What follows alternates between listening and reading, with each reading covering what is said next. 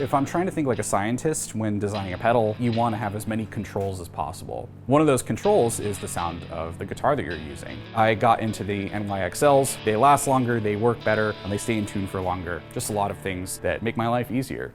Well, speaking of, let's take a look over here. What we got?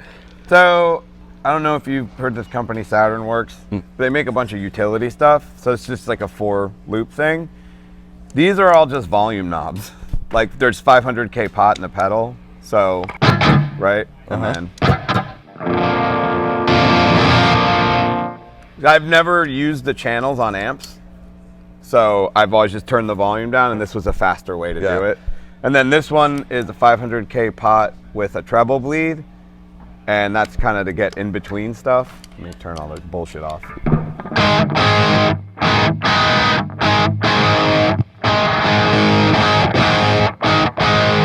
Gnarly. So you end up kind of retaining your normal thing, but just a little pulled back. So for some accordion stuff, it helps. It's in a loop with a carbon copy and this solid gold effect Surf Rider, which is a really cool reverb. It's a verb, huh? If you've never messed with their stuff. And then this really cool $99 JHS harmonic tremolo, which is pretty rad.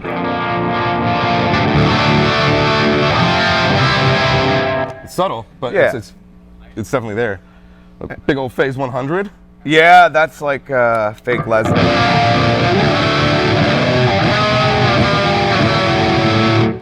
That's a fun modulation when effect, I for sure. want to have a fake univibe. And then that stuff's not in the loop. This is, my friend Scott Gaylor would always say, sometimes you just need your confidence. And he always has a sparkle drive, but this, like if you're really having a tough time, you put that on and it covers your mistakes and you feel better about yourself. Gives you a little wiggle room, right? I normally don't have reverb or anything on. This one for me is if the stage is real boomy. Oh, right. I'll turn that on and it'll give you a little extra gain, because it's just a little bit of extra input gain and make me feel like I'm more forceful than I am. And you can this close to some air moving, you actually yeah, feel it too. Yeah, correct. Yeah. And then noise gate. The Zool is a good one. That's the only one I've ever used that I've liked. They're kind of tricky. Yeah, It's my first noise gate. Really? Ever? I mean, maybe in the 90s I had a Boss noise I was gonna suppressor say. that I didn't know how to set well and was horrible, and then the second I stopped playing it, chopped it off, and I was mad. But yeah, it's the first one I've really liked because you can keep the fuzz outside of, you know. I guess I've always played kind of shitty amp, so I've always needed a noise gate. This one's really great. You can set a lot of it so the chords can hang on. Get a little sustain out of it for sure, yeah. Yeah, and I keep the action a little higher so that it doesn't really engage for a while. That's that's very subtle. Nice. And then there's another loop with the DM2, which I find I use this to just make noise between songs. And then the rubberneck, which is just set up for like a pretty standard analog delay. Yeah. Man, that, what is that, SaturnWorks? That's a fun little switcher, man. Yeah, it's cool, and you can take the whole thing out of it too. So it's like a master so you can bypass. remove everything. Yeah. Oh, that's killer. Yeah, they're great. And they're like really responsive, and I like would write them, I'm like, what if we did this? And they're like, yeah, we'll make it for you if you pay for it. And I was like, all right, yeah, it's fine, of course. And I love that fuzz, that Caroline Hawaiian pizza. Are you using that quite often? I use it on 2 songs, so but it's pretty pizza. unruly.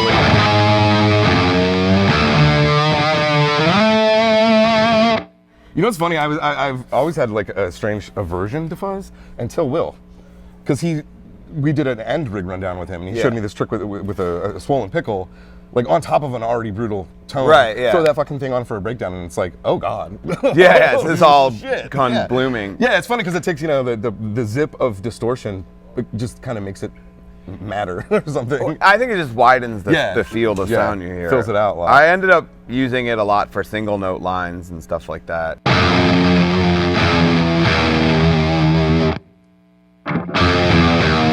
Yeah, definitely gives it some teeth. I like that. Yeah, it's woolly. Before I let you go, are you using effects loops, or how are you routing this to your amps? So that goes in through the tuner and into anything that's kind of dirty, except for the Phase 100's always in line. Then it goes to the loop switcher, and then like this volume knob and that reverb are in the first loop, second volume knob, carbon copy, surf rider, and the harmonic tremolo are in the second loop. The third loop is just the DM2, and the fourth loop is the rubberneck. To try to keep cable length shorter, and then it goes out to a radial AB, and then everything's on all at the same time. So technically everything hits the front end of the amp, both amps at the same time. Yeah, I'm scared of technology. I mean, I know there's lots of things you can use, but this makes sense to me, and I could troubleshoot it when I inevitably break it, which is usually what I think about first when I have to go play shows. Like, how am I going to fix it if it goes wrong? Do I understand this? So kind of I understand this. Yeah. So I guess that's a good question, because, you know, especially heavy bands, a lot of times we show up these days and people are running modelers. Is that something that was considered for you guys? Are you married to amps, or is that just something you've never kind of dug into? I've messed with them quite a bit in different situations. I think for this band and just what I need to do with this, I really like amplifiers. I like the air. I'm not on in-ears either, so I kind of need some stage volume. And also, I lack courage when it comes to equipment. Like, this makes sense to me, and this, you know, is simple. Like, everything kind of just does a thing, and that's the thing it does. And then if you want it to do something different, either get something different or play differently to make it do something different. And then that's kind of like my philosophy with it. It's all really simple stuff. I think the slow is probably the most complicated thing that I have here, and I only understand half its functions, but most of the music at its core is pretty simple, right? It's nothing flashy or anything like that. And I don't know, I think I just wanted to keep everything simple so I would understand everything. Well, it's working. It sounds phenomenal, man. It sounds really, really good. Oh, thanks. Let's dive a little bit deeper into your pedals, but can I hear just your bass tone? Sure. So that's coming just like, gotcha, okay.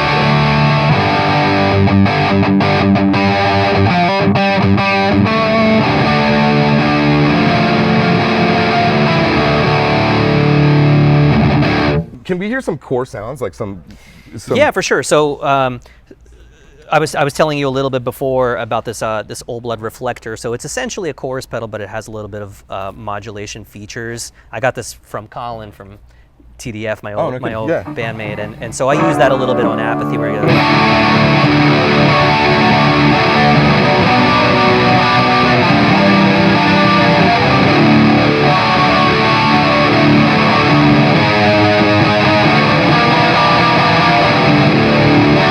yeah, it's subtle. I like it. Yeah, very, very subtle, but I mean, it's really all you need. And then, you know, the rest of the stuff is just pretty standard. I got a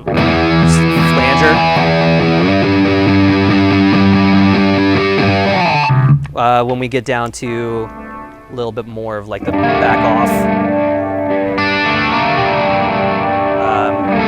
there's that ambient echo, and then the chorus. So it just gives it a little bit more than just a standard breaking up, you know. Yeah, the delays, you know, just pretty standard. I have two different delays, and more or less they do the same thing, but the tap tempo, I kind of have it set for one song for one and then another for the other. Well, that's convenient. I don't really blend them ever. Yeah. Yeah, that's pretty much it. Very, very basic. Oh, that's cool. In the Joshua, you can run a tap, one of those little MXR boxes. That's exactly. Nice. Well, you can also hold it down and then do the tap that way, which is how I was doing it at rehearsals. And then it was a little bit it's kind of funky. Yeah. Well, what's really funky about it is that if you tap while you're holding something out, it does like a little bit. Like, you can't really hear it right now, but sometimes it'll do like a weird. It's not. Oh, there it is. Like yeah, exactly. Yeah. So I just had to get used to doing it before I turn it on, and so the tap makes it a little bit easier, because I think when you hold it down, it kind of automatically turns it on. I was like, oh shit. Oh man, that would get confusing real quick. Yeah. So how are you using the Wazacraft chorus as opposed to the reflector? The reflector I'm only really using, honestly, on just the one part of the song, okay, gotcha. Of one song of the set, and it's more for like the modulation gotcha. Than the chorus. And then the chorus is when I'm doing some more clean bass stuff, totally. just to give the clean tone a little bit something extra, you know. I love those Wazacraft pedals, but to be honest, I've played with a couple of them, and I can't always discern the difference between like the old choruses. circuit and the new circuit or whatever, because it's got like the two different options, right? So I think it has like the original CE2 circuit, and then the other circuit is like a updated thing, I think, right? Is that what those are? But yeah, I can't always hear the difference. but my ears are also very shot, so. I wouldn't be able to tell the difference either. You're talking about the switch here? Yeah. These guys? I mean, we could test it out. Yeah, let's say this. So this is on clean, but let's see.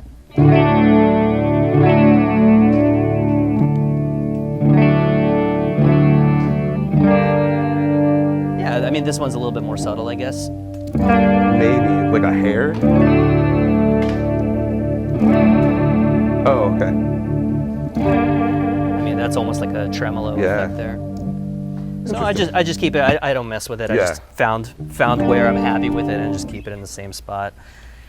Yeah, and then these Empress tremolos are great. This was a gift from a buddy of mine for my birthday, Aaron. So thank you for Aaron. that pedal. Yeah. I just had a standard like one of those Boss tremolos. Again, I don't do anything super fancy, so it does what it does. But this one is nice because it's got the tap as well. Yeah, trying to find it with a knob is pretty annoying. It is. Well, right on. All right, well, let's talk pedals. Let's talk pedals. You don't have a ton of stuff, but you have some really fun stuff. I'm personally a huge fan of the Darkglass. Dude, me too. Anything. I think it just sounds so good. So probably, so right now the like crux, and realistically, from an audience perspective on a live thing, you're hearing a lot of the ultra vintage, the first one, not the ultra vintage 2. This is the older one with no cab simulator or anything like that. And so you got plenty of cabs going on. You're good. I got plenty of cabs. There's a lot of real cabinet happening. Yeah.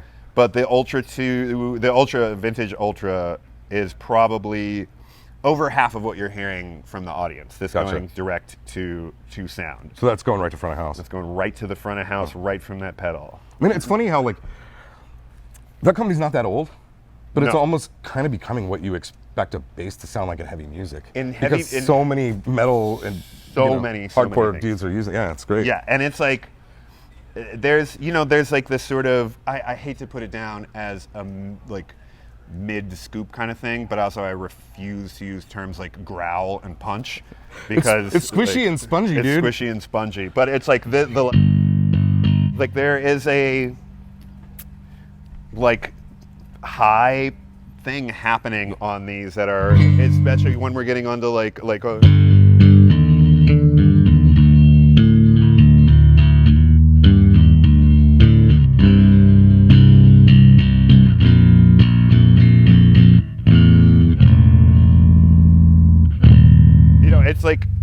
it sounds so good for chorded stuff. It sounds really good for chorded stuff, and then there's a lot of chug happening, and we tune to C for some stuff, so having that like drop C, right? Yes, drop C. I think the guitars will tune to C standard for a song or two, but I don't have to worry about that. Yeah.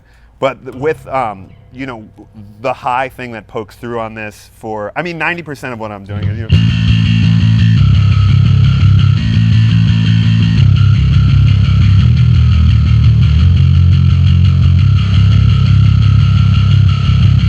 so that ability to be like present in the sound without calling it punchy or it's not. I wouldn't say punchy or growl. But yeah, but like the opposite of December stuff is pretty chuggy. There's a lot of chugging going on. So, and it's like I've been really fortunate. I've been with the band for about a year and a half, and so getting into dive into like the whole record and talking to them about. Because I heard that record when I was. I'm pretty old. Everybody, we don't look it, but we remember. I'm fucking 67, guys. I'm about to retire. 71. So. Yeah. I thought the Misfits looked young when I saw them. I thought Danzig looked great on this last one. Great. We're the same. We're peers. Yeah. Well, right on. What's this little? The little MXR is a comp. This is just the regular. This is the tiny MXR comp. It is always on. I have it running after the legendary Boss ODB3. Comment section, look out. Which is also the correct place to have it on your pedal board. not before. And then a Boss Chromatic TU tuner that is, Kind of need one. you know, they make other tuners. They do. Some people Is this use just, them. You've had it forever? I've had that forever. I have, you know, I'll probably get a Wazacraft one when I lose this one somewhere, just because, you know, it's black. Yeah. I guess. Yeah, maybe you could see the screen a little bit better too, huh?